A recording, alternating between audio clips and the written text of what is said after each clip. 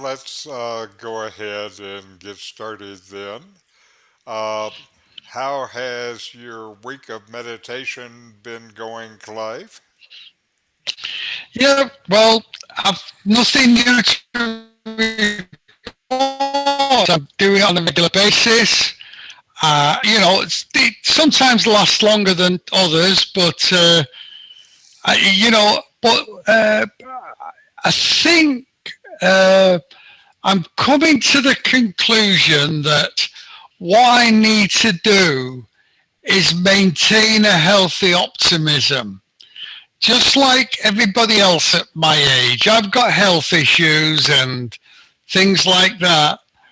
But I, I think, and mainly it's like a heart condition.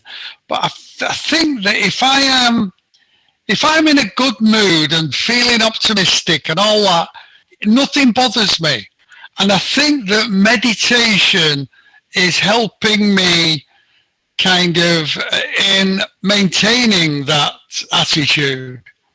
Mhm. That's good. And certainly being able to, keep your kind of mental well being going has to be good for your heart. Yeah, yeah. Oh, yeah. It's almost like the worst thing is despondency.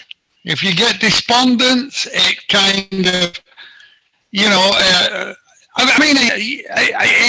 could physically show you, like, if I'm in a good mood, I can climb this hill no problem. If I'm in a really bad mood, I end up stopping once or twice. Okay, how about you, Cheryl? Good. My week has been really good. Nothing is really different or has changed, I don't think. Well, that's good. It seems like you've got it kind of on cruise control. Yeah, I keep thinking that maybe I should experiment a little bit, but I don't know, just right now doesn't really seem to be the time. I don't want to upset the apple cart, so to speak. Sure. Hmm. Well, again, if it's going well and you're feeling, uh, kind of good about yourself and good about life, then you don't need to change anything. Hmm. Okay. So let me grab my bell. Excuse me.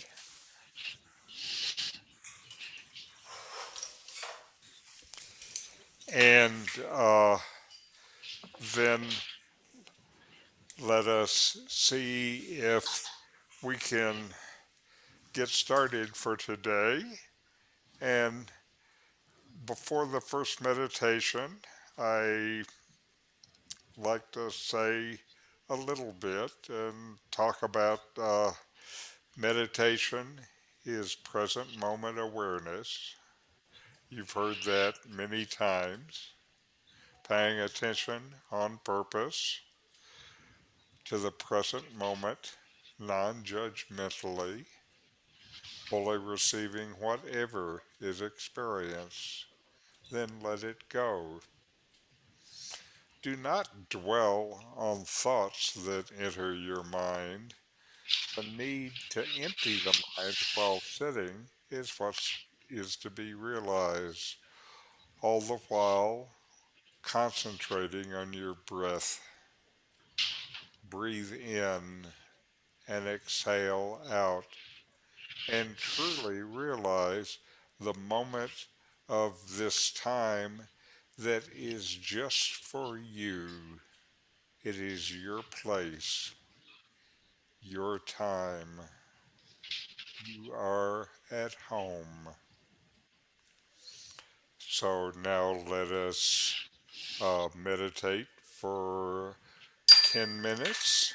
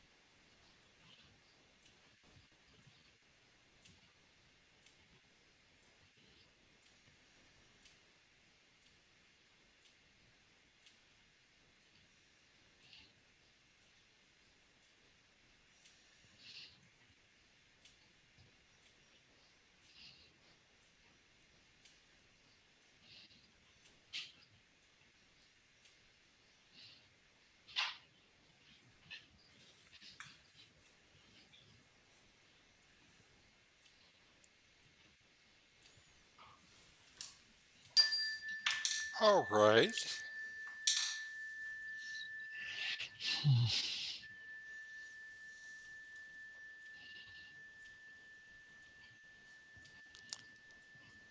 Let me go back. Okay. Now, okay. Excuse me while I do get my stuff ready.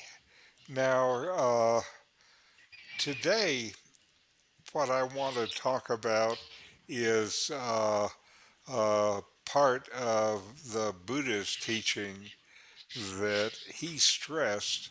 It's also something that is, I think, misunderstood by a lot of people. Uh, the Buddha talked about uh, something called dukkha, and dukkha is often mistranslated as suffering. And I know with my wife, when we were dealing with this kind of stuff, she was saying, I don't know about life being full of suffering. My life is pretty good. I like it. And so she had trouble with the idea that life is full of suffering because her life wasn't full of suffering. But the Buddha introduced the idea of dukkha in his first noble truth. And he said life is dukkha, but dukkha doesn't really mean suffering the way that it's translated. It dukkha indicates something that is not satisfying. It might indicate suffering or pain, but a deeper meaning is unsatisfactory. The law of dukkha states that all complexes of phenomena, in other words, everything, is in the final analysis unsatisfactory. Dukkha. This means that there is no thing or state that will bring lasting happiness.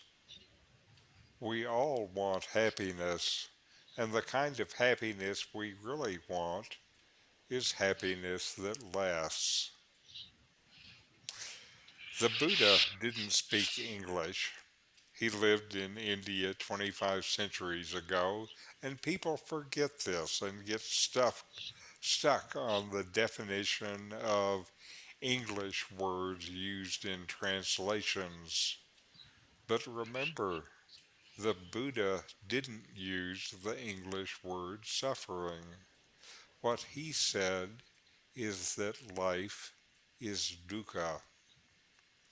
Dukkha is a Pali word, a variation of Sanskrit, and it means a lot of things. For example, anything temporary is dukkha, including happiness. There is no single English word that neatly and tidily contains the same range of meanings and connotations as dukkha, and I think because of that, maybe it's better not to translate it. Otherwise, you'll waste your time spinning your wheel over a word that doesn't mean what the Buddha meant. So throw out suffering, stress, dissatisfaction, and go back to dukkha. Do this even if, especially if you don't understand what dukkha means. Now, the Buddha taught that there are three main categories of Buddha. They are suffering or pain, impermanence or change, and conditioned states. Let's unpack these one at a time. Suffering or pain, ordinary suffering is one form of dukkha. This includes physical, emotional, or mental pain. This is certainly easy to understand. Impermanence or change. Anything that is not permanent, that is subject to change, is dukkha. Thus, pleasure, or in other words, mental happiness, is dukkha because it's not permanent. Great success, which fades with the passing of time, is dukkha. Even the state of bliss that is experienced in spiritual practice sometimes is dukkha because it comes and goes. Everything that comes and goes is dukkha. This doesn't mean that happiness, success, and bliss are bad or that it's wrong to enjoy them. If you feel happy, then enjoy feeling happy. Just don't cling to it. Experience it fully and then let it go. The third of these is conditioned states. To be conditioned is to be dependent on or affected by something or somebody else. According to the Buddhist teaching of dependent origination, all phenomena are conditioned since everything affects everything else. I never really can have free action since everything I do is affected by everything else. So all ordinary action is dukkha since the actions were conditioned by something else and not free. This is a hard part about the teachings of dukkha to understand, but it's important in understanding what the Buddha learned and taught. This conditioning is something that you can overcome with mindfulness.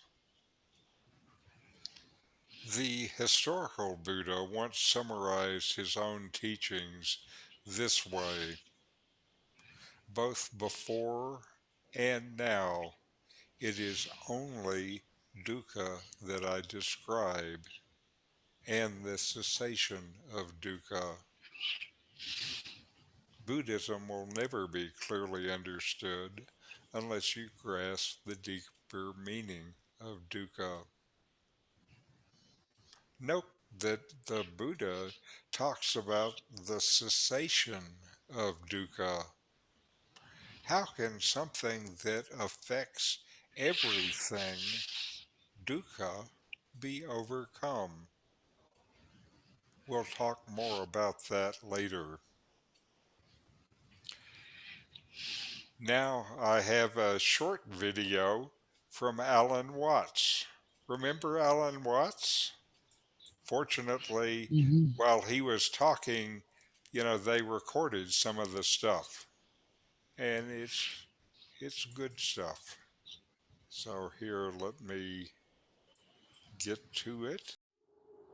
The only thing you need to know to understand the deepest metaphysical secrets is this: that for every outside there is an inside, and for every inside there is an outside. And although they are different, they go together. There is, in other words, a secret conspiracy between all insides and all outsides, and the conspiracy is this: to look as different as possible, and yet underneath to be identical. Because you don't find one without the other. Like Tweedledum and Tweedledee agreed to have a battle. Note that, agreed. So there is a secret. What is esoteric, what is profound, and what is deep is what we will call the implicit. What is obvious and on the open is what we will call the explicit. And I and my environment, you and your environment, are explicitly as different could be.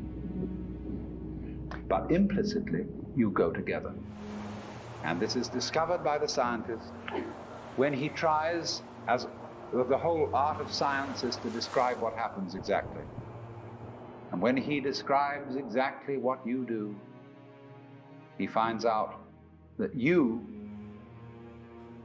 behavior is not something that can be separated from the behavior of the world around you. He realizes then that you are something that the whole world is doing.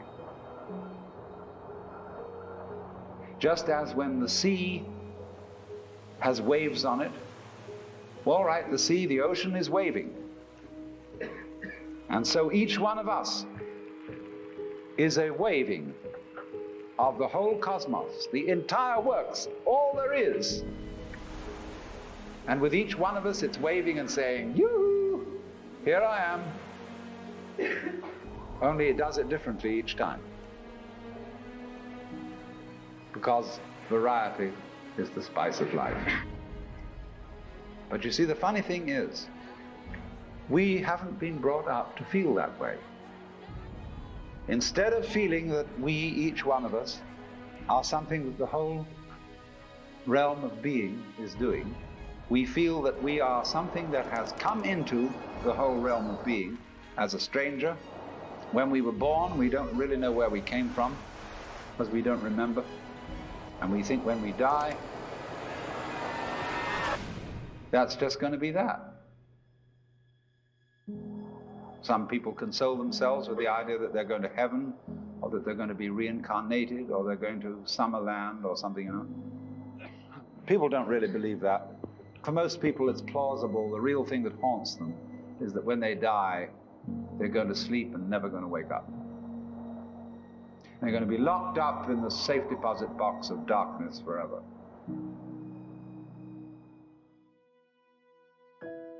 But that all depends, you see, upon a false notion of what is oneself. Now, the reason why we have this false notion of ourselves is, as far as I can understand it, that we have specialized in one particular kind of consciousness. Being very general, rough, we have two kinds of consciousness. One I will call the spotlight, and the other the floodlight. The spotlight is what we call conscious attention, and that is trained into us from childhood as the most valuable form of consciousness. When the teacher in class says, "Pay attention," everybody stares and looks fast at the teacher like that. That's spotlight consciousness. Fixing your mind on one thing at a time. Concentrate. And even though you may not be able to have a very long attention span, nevertheless you concentrate. You use your spotlight, one thing after another, one thing after another, flip, flip, flip, flip, flip, flip, flip, flip, like that. But we also have another kind of consciousness, which I'll call the floodlight. For example, you can drive your car for several miles with a friend sitting next to you, and your spotlight consciousness will be completely absorbed in talking to your friend. Nevertheless, your floodlight consciousness will manage the driving of the car, will notice all the stoplights, the other idiots on the road, and so on, and you'll get there safely, without even thinking about it. But our culture has taught us to specialize in spotlight consciousness, and to identify ourselves with that form of consciousness alone. I am my spotlight consciousness.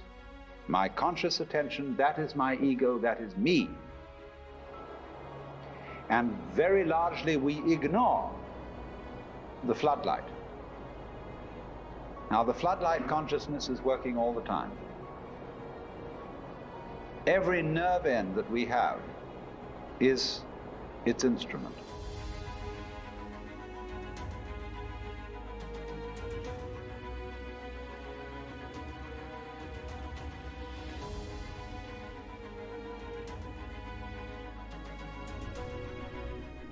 Now, because we have been brought up to identify ourselves with the spotlight consciousness,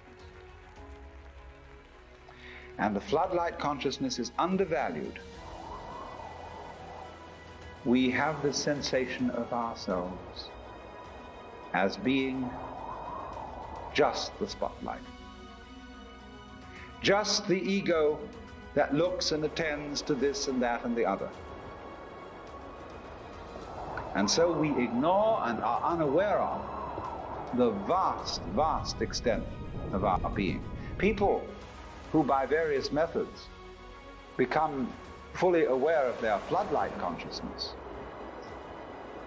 have what is called a mystical experience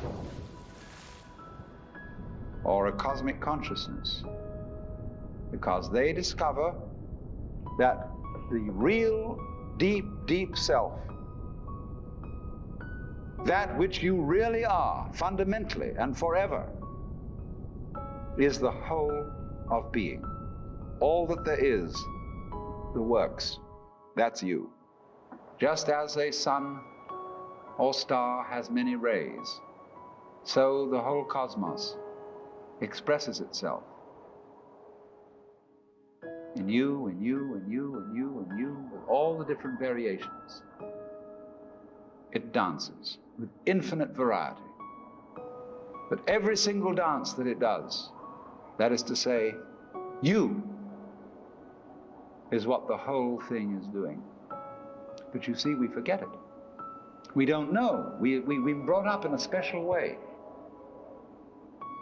so that we are unaware of the connection.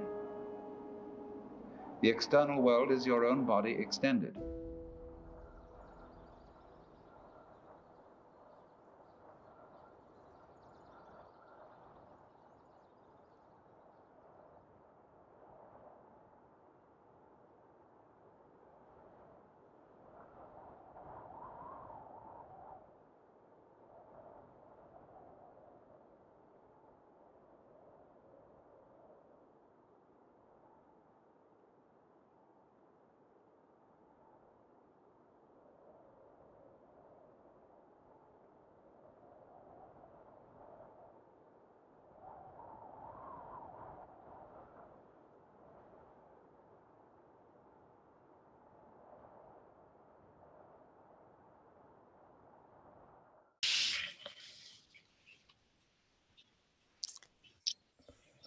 Now, instead of the floodlight consciousness and spotlight consciousness, I talk about it like this, that the mind has two different ways of knowing. And one way we know is one thing after another. That's what Alan Watts is talking about as the spotlight consciousness. And that's what we use, for example, in most jobs to work, is this paying attention to one thing after another. The other way the mind works, the other way we know things, is by knowing basically everything at once. And we know things as a whole instead of in parts. And that's what starts to open up through meditation. And that's what Alan Watts is talking about as the floodlight consciousness, the part that knows where you are on the drive, even though you're talking to your friend all the way. So, anyway, I thought that was a good talk, and he's talking about something that is real and important and is something that people usually don't talk about, but it still is fundamentally about yourself. Let us close with a short chant. Om Shanti Shanti, Shanti Shanti, Shanti Shanti. Om Om. Peace. peace, peace.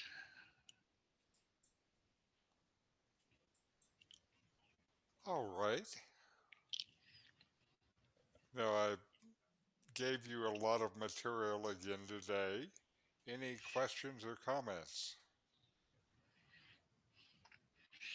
No, I've always noticed, even before I thought of doing meditation, that going a long drive and allowing your mind to wander while you still stay focused on the road and all the things you have to do is a really pleasant experience. Yes. Yes. Yeah. In some ways, that's how I got started with serious meditation. And not the only one. Yeah. Hmm. I told you I wrote a book, Freeway Zen, that was about that because I practiced that regularly when I was a consultant in Silicon Valley and spent a couple of days and a couple of hours each day on the freeway. Hmm. Yeah. Yeah. Yeah. Yeah. No, it's yeah. Yeah. Driving's the best thing. It's. I think it's almost like driving meditation is better than walking meditation. Yeah. Well, whatever meditation gets you deep and gets you out of your usual way of thinking about things, then I think it's good. Yeah. Hmm. Mm. I won't be joining you next week. I'll be traveling, but I'll be sure to catch you on YouTube. Okay, very good. Where are you traveling Hmm. to? Yeah. We are going on an overnight trip to Nevado de Colima. We're going to hike up to the top of Colima Wow, next Friday. Yeah. that's good. Wow. I Mhm. hope it's not erupting. No, it's the quiet one. The Okay, erupting one is next door. okay. Yeah. Well, Mhm. very good. Very good. Then Mhm. good meditations, and I'll see you in a week or two. Yes. Thank you. Yeah. Mhm. Namaste. Namaste. Mm.